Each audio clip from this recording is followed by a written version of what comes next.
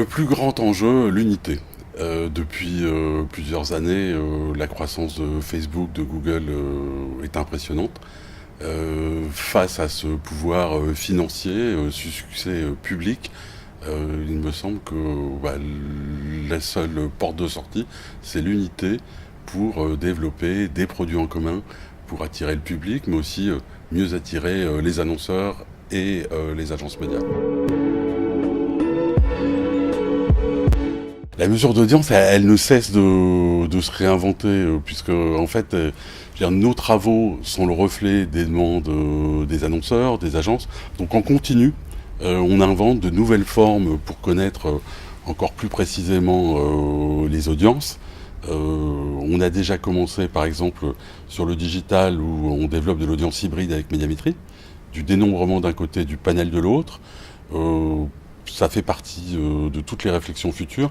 C'est arriver à croiser ce dénombrement, cette possibilité de compter et de tout compter que nous permet le digital, mais aussi l'obligation d'avoir des profils, des volumes que nous donne le panel. Donc c'est la réconciliation entre le comptage historique, le premier métier de la CPM avec le JD, et le futur vers lequel tout le monde va, qui est de l'audience planning.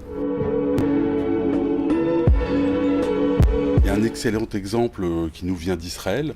L'ensemble des médias traditionnels en Israël, tous ces médias se sont réunis pour créer leur propre DMP, justement pour bien faire valoir leur puissance, la qualité de leurs audiences auprès des annonceurs et des agences face à Google et Facebook.